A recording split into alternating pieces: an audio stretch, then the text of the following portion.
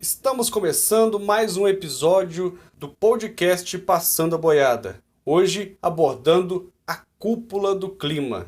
Como de praxe, vamos às notícias da semana. O Brasil atinge a triste marca de 391 mil óbitos pela Covid-19. No ano de 2021, já ocorreram mais óbitos do que o ano de 2020 inteiro. Ou seja, a pandemia está sem controle no país, sem uma perspectiva de melhora. Por outro lado, a vacinação, mesmo caminhando a passos lentos, já atingiu 40 milhões de doses aplicadas entre a primeira e a segunda, o que é um dado interessante, apesar de ainda ser pouco para a dimensão do nosso país. Temos também o início hoje da CPI da Covid-19, esclarecedor e uma CPI muito política, apesar de ser redundante, porque a CPI ela também não é somente uma comissão de investigação, ela também é uma comissão política formada para fins políticos, então temos muitas coisas para aguardar dessa CPI. Inclusive, ela já começa com polêmicas, né? Porque um juiz federal de Brasília proibiu o Renan Calheiros de participar de eleição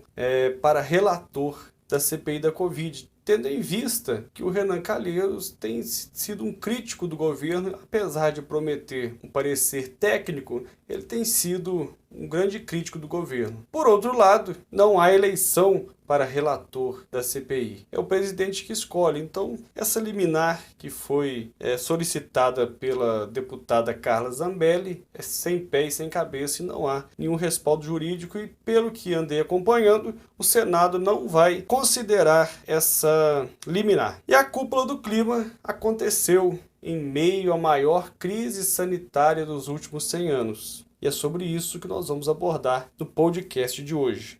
Você já pensou em atuar na área ambiental e não sabe como? No atual cenário, todo mundo se interessa no assunto, mas é difícil achar uma direção, não é? Só que na realidade é mais fácil do que você pensa, e você pode dominar um assunto como levantamento ambiental num curso de 3 horas. Duvida? Confira o link na descrição e se surpreenda com essa facilidade. Bom, o que nós temos em resumo dessa cúpula do clima, que foi sediada pelos Estados Unidos? Um grande passo importante que nós tivemos na cúpula do clima é o comprometimento dos países mais ricos num processo contínuo de descarbonização. Colocaram metas bastante ousadas e que, se cumpridas, são um passo importante para a conservação do meio ambiente. Destaquei aqui alguns números. Os Estados Unidos, por exemplo, prometeram reduzir até 2030 50% das suas emissões de carbono. O Japão prometeu 46% também até 2030. A Inglaterra prometeu reduzir em 78% as emissões de carbono até 2035. E a China prometeu neutralidade de carbono até 2060. São metas ousadas, porém serão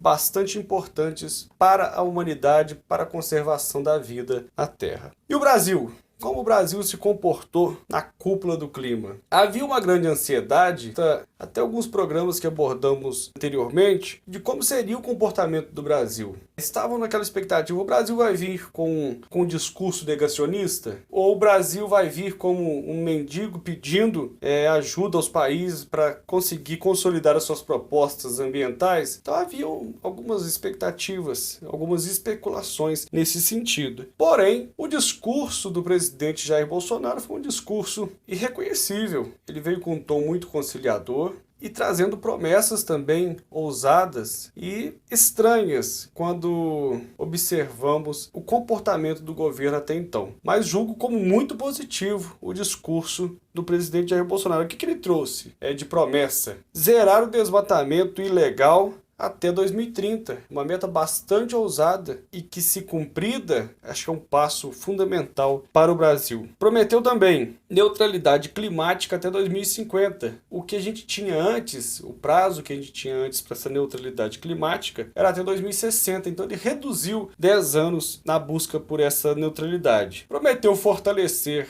os órgãos ambientais e prometeu também reduzir a emissão de gases prejudiciais ao meio ambiente. Então, metas bastante interessantes. Por outro lado, avalio também a repercussão dessas falas do presidente Jair Bolsonaro, porque naturalmente haviam muitas especulações, muitas expectativas de como seria esse discurso. E aí destaco algumas repercussões. A principal delas, a repercussão que os Estados Unidos deu à fala do presidente. Por quê? O secretário John Kerry, que era o representante das causas ambientais ali na cúpula do clima, ele elogiou. Ele disse que foram falas muito positivas e surpreendentes e fez um contragolpe. Só perguntou se a gente ia cumprir com essas propostas. Acordo é promessa e promessa é dívida, então esperamos o cumprimento do que foi dito nessa cúpula do clima. Te agradeço por me ouvir até aqui e até a próxima. Um grande abraço.